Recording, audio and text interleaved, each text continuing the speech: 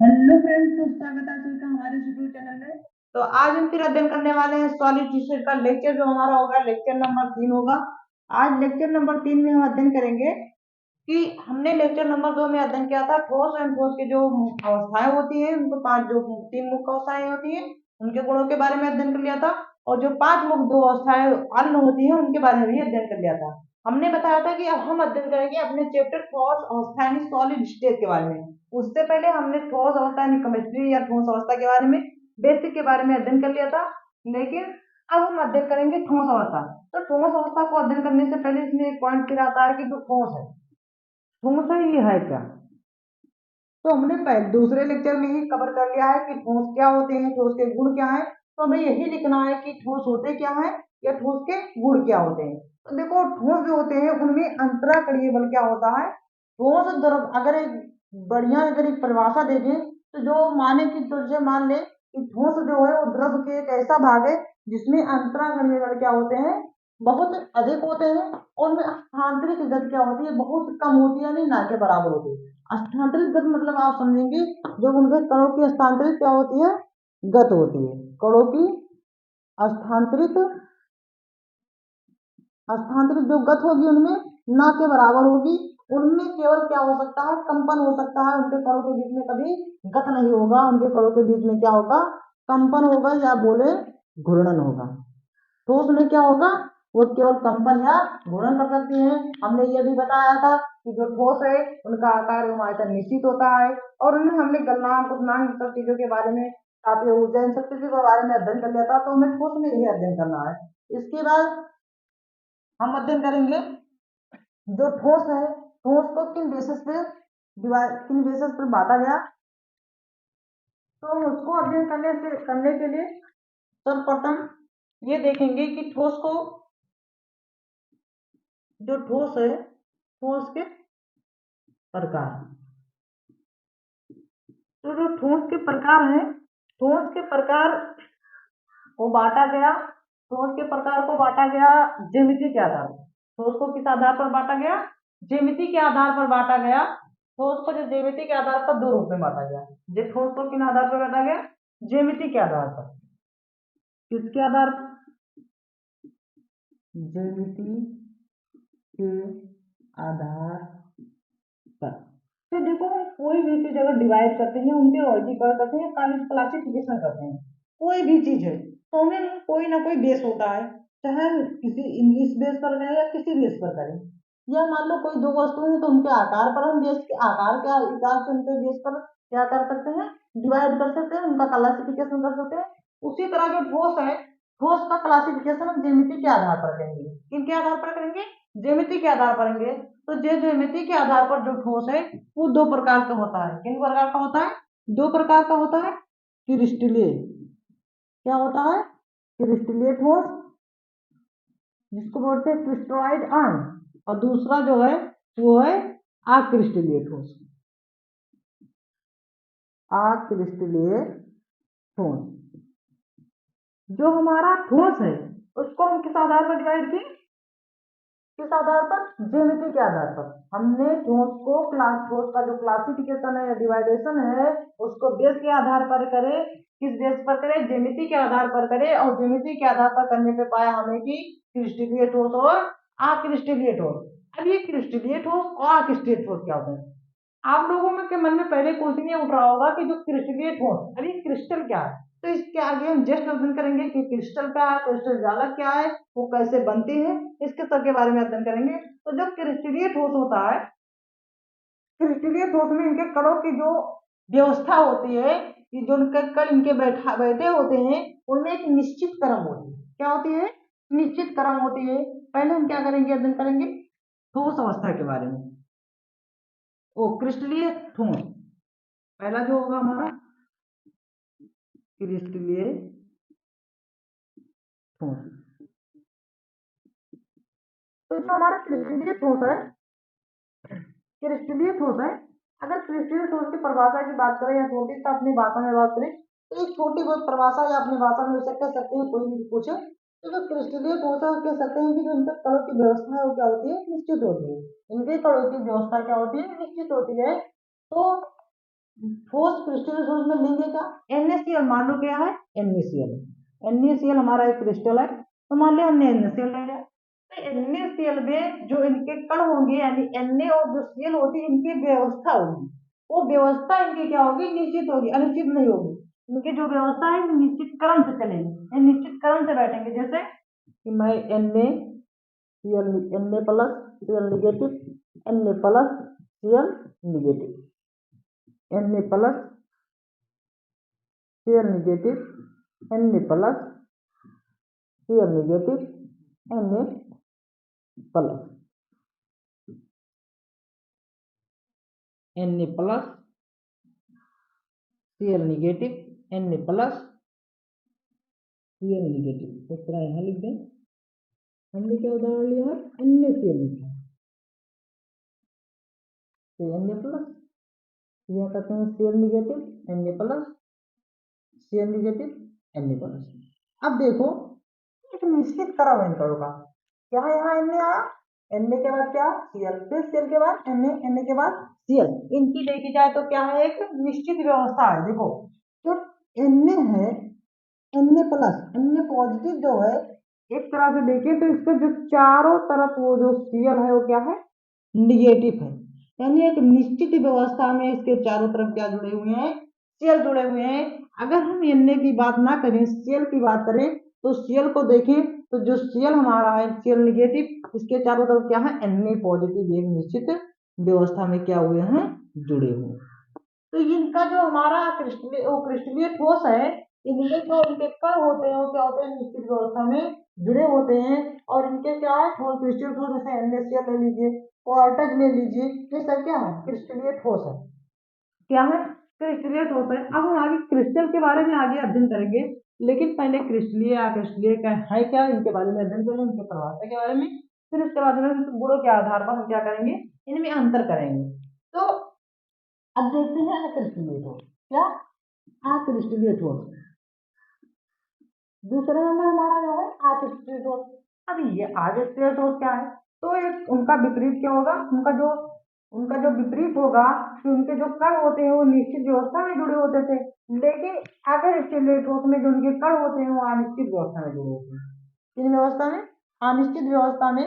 जैसे मान लो यहाँ एक कण यहाँ है तो एक कण यहाँ होगा, ये कण दूसरा यहाँ है तो दूसरा यहाँ है, दूसरा यहाँ है तो ये तीसरा यहाँ। इनका जो कण की जो व्यवस्था है वो क्या है, अनिश्चित। इनकी कण की जो व्यवस्था है वो क्या है, अनिश्चित है। जैसे अगर हम एक रबड़ में, अगर रबड़ को काटे तो हमें वहां पर क्या होगा, चिकना चिकना परत नहीं प्राप्त होगा, वहां पर वहां पर क्या होगा, खुदरा प्राप्त होगा। तो उनके जो कण होते हैं, उनके कणों के बीच क्या होती है, उनके कणों की जो व्यवस्था है वो क्या होगी, अनिश्चित होगी। तो अक्रिस्टलीय ठोस, उनके कणों के बीच की क्या होती है, व्यवस्था अनिश्चित होती है। अब हम गुणों के आधार पर इनको, इनके गुणों के आधार पर इनमें अंतर देखेंगे। जैसे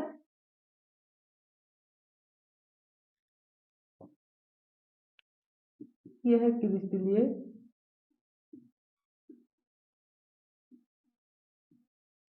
क्रिस्टलीय ठोस, और ये है क्या,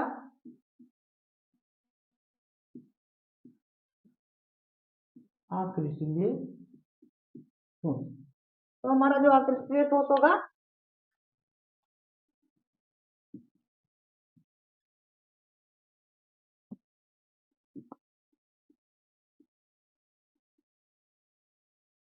तो पहले हम क्रिस्टलीय और क्रिस्टल को डिवाइड किससे किए थे, ज्यामिति के आधार पर किए थे। तो हमने क्या बताया था, पहला हम गुण ले लेते हैं ज्यामिति ही, पहले लेते हैं ज्यामिति। तो हमने ज्यामिति अगर देखें तो जब इनके कण निश्चित क्रम में जुड़े हुए हैं तो इनकी ज्यामिति क्या होगी, निश्चित होगी। अगर इनके कण जो कण है या घटक, इनके जो है घटक कण बोले तो परमाणु, अणु या आयन, तो इनके जो घटक कण है वो क्या है, निश्चित क्रम में जुड़े हैं। तो जब निश्चित क्रम में जुड़े हैं तो एक निश्चित आकृति भी बनाएंगे, तो इनकी जो ज्यामितीय आकृति है वो क्या होगी, निश्चित होगी। अब अक्रिस्टलीय ठोस, अक्रिस्टलीय ठोस में इनके जो कण है वो क्या है, घटक कण है जो क्या है, अनिश्चित क्रम में जुड़े हैं तो एक अनिश्चित आकृति बनाएंगे।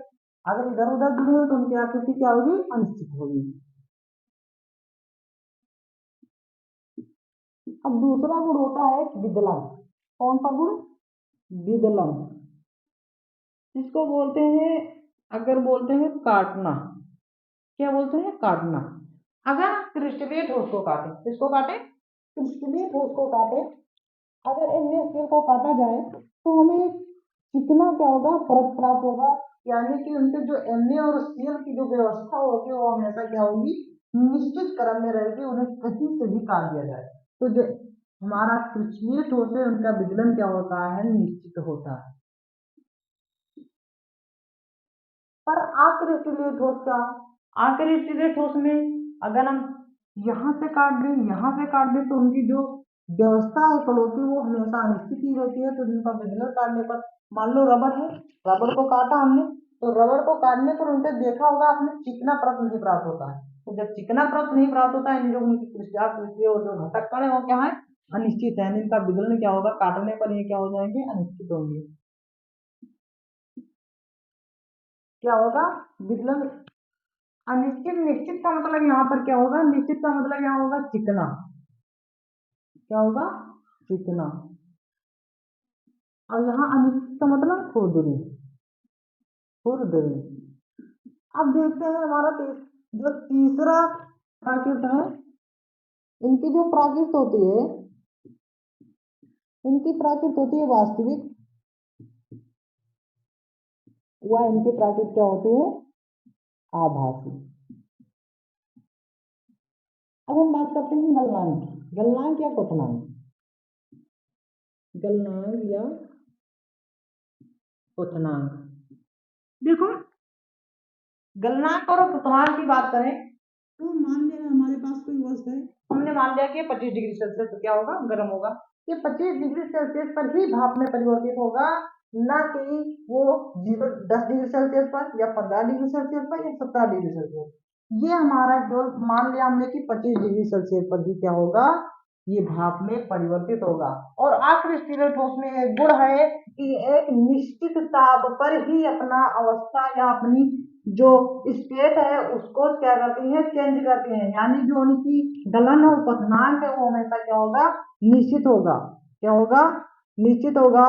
यानी जो क्रिस्टलीय ठोस है उनकी जो स्टेट है, अवस्था है, वो हमेशा एक निश्चित निश्चित ताप पर ही क्या करती है, अपनी अवस्था को चेंज करती हैं। और अक्रिस्टलीय ठोस में हमें ये नहीं फिक्स है कि एक निश्चित अवस्था, निश्चित ताप पर अपना अवस्था चेंज करें। इनमें एक ये होता है, जैसे मान लो हमने पूछा किसी से कि आपके कितने नंबर आए, तो उन्होंने बताया कितने नंबर आ जाएंगे, मान लो पेपर देख रहा है, तो मैंने पूछा उनसे कितने नंबर आ जाएगा आपका, तो उन्होंने कहा कि हमारा जो नंबर है वो 90 से 95 के बीच में आ सकता है। कितना आ सकता है, 90 से 95 के बीच में। मतलब इनमें कुछ क्या है, इनमें कुछ अनिश्चितता है। लेकिन अगर हम किसी दूसरे से पूछे, उसने कहा मेरा 95 आएगा, क्या आ जाए, उन्हें फिक्स बताया। यानी उसने पेपर सही से क्या, वही जो इनके 90 से 95 के बीच जो परास है, वही गुण इसमें अक्रिस्टलीय में होता है। जो अक्रिस्टलीय होता है उसमें कोई निश्चित ताप नहीं होता, उसमें जो ताप होता है वो क्या होता है, अनिश्चित होता है। उसमें ये नहीं पता है कि वो 15 डिग्री सेल्सियस पर ही ताप में परिवर्तित होगा या 10 डिग्री सेल्सियस पर ही ताप में परिवर्तित होगा। वो जो है उसको वो एक परास में भी वो क्या हो सकता है, एक परास में वो परिवर्तित होगा। मान लो 10 से 15 में हो सकता है, बीच में हो सकता है, 10 से 15 डिग्री सेल्सियस के बीच में वो भाप में चेंज होगा, या 15 से 20 डिग्री सेल्सियस के भाप के बीच में भाप में वो क्या होगा, चेंज होगा। तो अगर हम देखें तो अब हम देखें क्रिस्टलीय ठोस और अक्रिस्टलीय ठोस, इसकी बात कर लेते हैं। हमने बात किया था कणों की व्यवस्था, तो हम बात कर लेते हैं कणों की व्यवस्था की, कणों की क्या व्यवस्था। तो जो कणों की व्यवस्था होती है क्रिस्टलीय ठोस में, हमने आपको बताया था कि निश्चित है। परंतु अगर देखो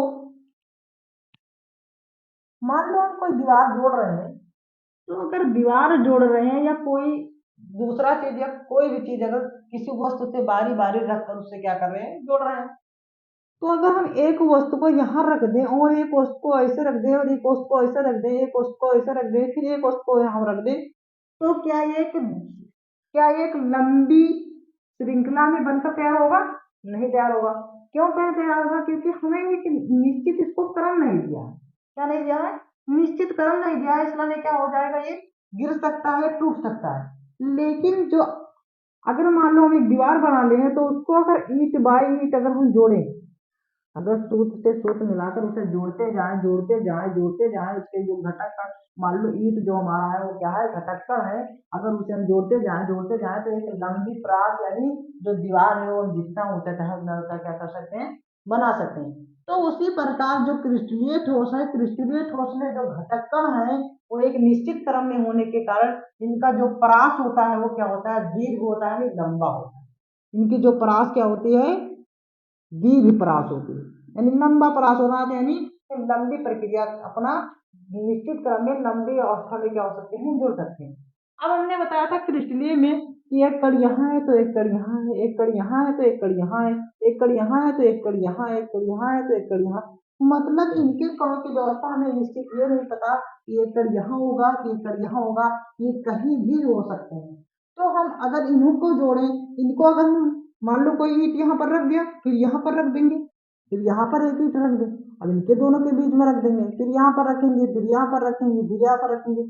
तो अगर हम ईंट को सही रूप से न रखें, उनकी एक क्रम न दें, तो क्या वो ईंट हमारी लंबी श्रृंखला में जुड़कर किसी चीज का निर्माण कर पाएगी, नहीं निर्माण कर पाएगी। तो इसी कारण जो आकृतिलीय ठोस है उसका जो परास होता है वो क्या होता है, अनिश्चित होता, उसका परास जो होता है वो कम होता है। इनका परास जो होता है क्या होता है, यानी कणों की व्यवस्था के आधार पर इनका जो परास होगा वो दीर्घ होगा, इनका परास क्या होगा, कम होगा। सबसे इंपॉर्टेंट पॉइंट हमारा ये सबसे इंपॉर्टेंट गुण है उसका हम बारे में अध्ययन करते हैं, क्या है वो बताते हैं उसके बारे में गुण। इतना तो आपने देखा, सबसे इंपॉर्टेंट गुण जो हमारा होगा वो होगा हमारा शीतलन प्रभाव। अब ये शीतलन प्रभाव, शीतलन प्रभाव, अभी पहले शीतलन प्रभाव हम जानेंगे कि है क्या। मान लो हमने कोई बर्तन लिया, मान लो कोई बीकर लिया हमने, अब इस बीकर में हमने बर्फ के छोटे छोटे क्या कर दिए, टुकड़े रख दिए। अब बर्फ के जो छोटे छोटे टुकड़े रख दिए तो मैंने इसको क्या कर दिया, हीट करना शुरू कर दिया। जब हीट करना इसको शुरू किया तो जब ये बर्फ का जो टुकड़ा है, मान लो ये 10 डिग्री, मान लो ये 12 - 12 डिग्री सेल्सियस है, कितना, ये बर्फ का जो टुकड़ा है उसका डिग्री कितना, -12 डिग्री सेल्सियस। अब जब हमने इसे गर्म करना शुरू किया तो ये इसका धीरे धीरे क्या होगा, सेल्सियस क्या होगा, ये पानी में बदलेगा तो धीरे धीरे सेल्सियस क्या होगा, इसका बढ़ेगा। तो ये मान लो -11 हो गया, -11 सेल्सियस में आया, फिर -10 सेल्सियस में आया, फिर -8 सेल्सियस, -9 सेल्सियस में आया, मानते हैं -8 सेल्सियस में आया, फिर -7 सेल्सियस में आया, फिर -6 सेल्सियस में आया, फिर -5 सेल्सियस में आया। मान लो ऐसे ऐसे करके ये कहाँ आ गया, -0 डिग्री। तब जब ये बर्फ जो है, ये बर्फ का जो टुकड़ा है, बर्फ का टुकड़ा, और यहाँ पर हम एक थर्मामीटर लगाएंगे, इससे पता चलेगा हमारा कि कितनी कितनी डिग्री सेल्सियस में क्या हो रहा है, चेंज हो रहा है। तो जो ये बर्फ का टुकड़ा है, जब हमने इसे धीरे धीरे हीट करना शुरू किया, इसका पहले था 12 डिग्री सेल्सियस, -12, लेकिन जब ये -0 डिग्री सेल्सियस पे आया तो इसका जो अवस्था है यानी बर्फ है वो किसमें चेंज हो गया, पानी में। किसमें चेंज हो गया, पानी में। यानी जब ये 0 डिग्री सेल्सियस पर था तो जब ये 0 डिग्री सेल्सियस पर होगा तब ये पूर्ण रूप से किसमें चेंज हुआ, पानी में चेंज हुआ। किसमें चेंज हो गया, पानी में चेंज हो गया। अब हम फिर पानी को क्या करते हैं, गर्म करते हैं। पानी को क्या करते हैं, क्या करते हैं, गर्म करते हैं। अब मान लो जो पानी का 0 डिग्री में था, तो जब मैंने पानी को गर्म करना शुरू किया तो जब पानी को धीरे धीरे गर्म करना शुरू किया तो ये 0 से 15 हो गया, मान लेते हैं 15 से 20 हो गया, ये डाट डाट ऐसे मान लो 30 हो गया, मान लो 30 हो गया, फिर ऐसे डाट डाट मान लो ये कितना हो गया, 100 डिग्री सेल्सियस हो गया। तो जब ये 100 डिग्री सेल्सियस पर आएगा तो जो हमारा जल था वो किसमें कन्वर्ट हो जाएगा, भाप में कन्वर्ट हो जाएगा। किसमें कन्वर्ट हो जाएगा, भाप में कन्वर्ट हो जाएगा। यानी इनकी एक निश्चित ताप है जिस पर एक अवस्था से दूसरी अवस्था में क्या होते हैं, परिवर्तन हो जाते हैं। देखो जब मैंने इसको गर्म करना शुरू किया था, जब ये पहले बर्फ था जिसकी 12 डिग्री मान लेते हैं, 12 - 12 डिग्री सेल्सियस था, जब उसको गर्म करना शुरू किया तब जब ये हमारा ताप 0 डिग्री सेल्सियस पर, जब हमने गर्म करना शुरू किया तो जो बर्फ है उसका जो जो जब जो 0 डिग्री सेल्सियस पर आया तो वो बर्फ से किसमें चेंज हो गया, पानी में चेंज हो गया। यानी एक निश्चित ताप पर वो क्या हुआ, पानी में चेंज हुआ। ये पूर्ण रूप से जब 0 डिग्री सेल्सियस पर आया तभी ये क्या हुआ, बर्फ पूर्ण रूप से किसमें, पूर्ण रूप से बर्फ जो है पानी पे पूर्ण रूप से चेंज हो गया। अब हमने क्या किया, फिर पानी को हमने फिर क्या कर दिया, गर्म करना शुरू कर दिया।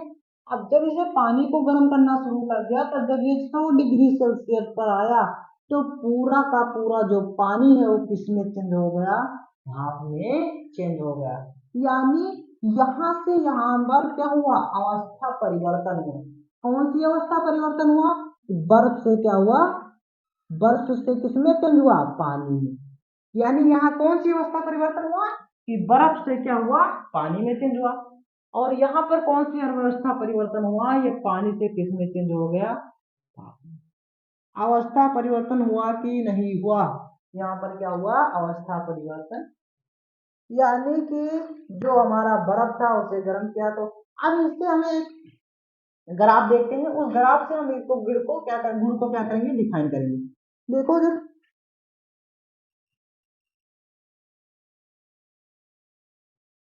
और हमने ये बताया कि अगर हम जो ये प्रक्रिया अभी किए हैं, ये जो प्रक्रिया हमने अभी दिखाया है कि जो बर्फ है, बर्फ को गर्म किया 0 डिग्री से, जब 0 डिग्री सेल्सियस पर आया तो पूर्ण रूप से जो बर्फ है पानी में चेंज हो गया। और जो पानी को हमने गर्म करने शुरू किया तो वो जो 100 डिग्री सेल्सियस पर आने पर पूर्ण रूप से किसमें चेंज हो गया, भाप में चेंज हो गया। अगर हम इसी प्रक्रिया को क्या कर दें, रिवर्स कर दें, क्या कर दें, रिवर्स कर दें, पलट दें, तो वही प्रक्रिया हमारा कहलाता है शीतलन प्रभाव। क्या कहलाता है, शीतलन प्रभाव। अगर जो प्रक्रिया हमने अभी किया है उसी प्रक्रिया को रिवर्स कर दें, उल्टा कर दें, तो वही प्रक्रिया हमारा क्या कहलाता है, शीतलन प्रभाव। तो अगर हम ग्राफ के माध्यम से हम समझे तो जो पहले हमने प्रक्रिया की थी तो उसमें क्या देखा था कि वो पहले जीरो पहले माइनस में था, तो उसको मैंने धीरे धीरे धीरे धीरे गर्म किया। अब जब गर्म किया तो वो यहाँ पर आया, 0 डिग्री सेल्सियस पर आया। जब वो 0 डिग्री सेल्सियस पर था तो क्या हो रहा था, हमने क्या बताया था, अवस्था परिवर्तन हो रहा था। अवस्था परिवर्तन हो रहा था यानी बर्फ से किसमें चेंज हो रहा था, पानी में। यानी ये 0 डिग्री सेल्सियस पर क्या हो रहा था, अवस्था परिवर्तन हो रहा था। अब फिर हमने क्या किया था, पानी में जब चेंज हुआ था फिर उसको हमने क्या कर दिया था, धीरे धीरे धीरे धीरे गर्म किया था। तो फिर जब गर्म किया था वो किसमें कहाँ पर आया था, 100 डिग्री सेल्सियस पर आया था। जो 100 डिग्री सेल्सियस पर आया था तो हमने बताया था कि वहां पर भी क्या हुआ, अवस्था परिवर्तन हुआ, स्टेट चेंजिंग हुआ। तो स्टेट चेंजिंग जब हुआ तो वहां पर क्या हुआ था, क्या हुआ था, अवस्था परिवर्तन। और किसमें बदल गया था, 100 डिग्री सेल्सियस पर भाप में बदल गया था। ये हमारा क्या बनता है, इसका ग्राफ बनता है। और अगर इसी प्रक्रिया को हमने क्या कहा, रिवर्स कर दिया जाए तो हमारा बन जाता है शीतलन प्रभाव। अगर हम देखें तो इसी प्रक्रिया को अगर रिवर्स करें तो यहाँ ग्राफ में देखते हैं कि पहले कितना था, पहले मान लो इसको ये धीरे धीरे, तो यहाँ पर कितना पर आया, 100 डिग्री सेल्सियस पर आया। कितने पर आया, 100 डिग्री सेल्सियस पर आया था। 100 डिग्री सेल्सियस पर क्या होता, पानी जो होता है बर्फ में चेंज, भाप में चेंज होता, तो यहाँ पर भाप क्या हो जाएगा, पानी में चेंज होगा। फिर इसको हम धीरे धीरे ठंडा और ठंडा करेंगे। तो जब ये ठंडा करेंगे, जब ये 0 डिग्री सेल्सियस पर पूर्ण रूप से आएगा तब क्या होगा, तो जब 0 डिग्री सेल्सियस पर आएगा तो पूर्ण रूप से जो पानी है वो किसमें चेंज हो जाएगा, बर्फ में चेंज होगा। और फिर उसे हम और गर्म करेंगे, वो पानी में चेंज होगा। फिर उसे और हम ठंडा करेंगे तो वो पानी क्या हो जाएगी, बर्फ में चेंज हो जाएगी। यही प्रक्रिया हमारी कहलाती है शीतलन प्रभाव। यानी इसके रिवर्स प्रक्रिया क्या कहलाती है, शीतलन प्रभाव। यानी कि अब आप लोगों को अभी ये समझ में आया होगा कि शीतलन प्रभाव है क्या। लेकिन अब हम आप ये सोच रहे होंगे कि जो शीतलन प्रभाव है क्या है, शीतलन प्रभाव में गुण कैसे होगा, शीतलन।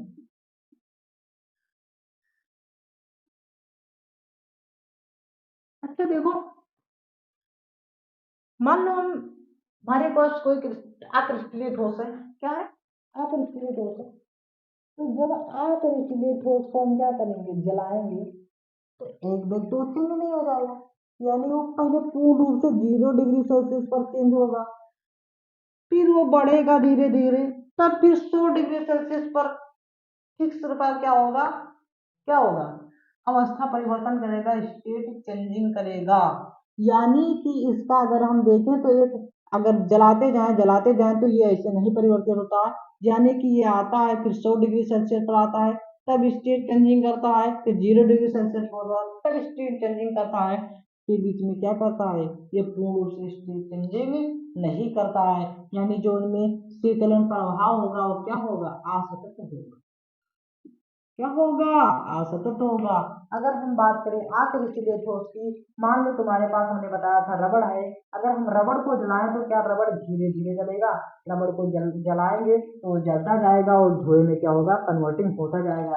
ये नहीं कि जब तक हम उसे 100 डिग्री सेल्सियस की ताप दे दें तभी वो जीरो भाप में चेंज होगा, उसे जैसे जलाएंगे वो जैसे ही धुएं में चेंजिंग होने लगेगा।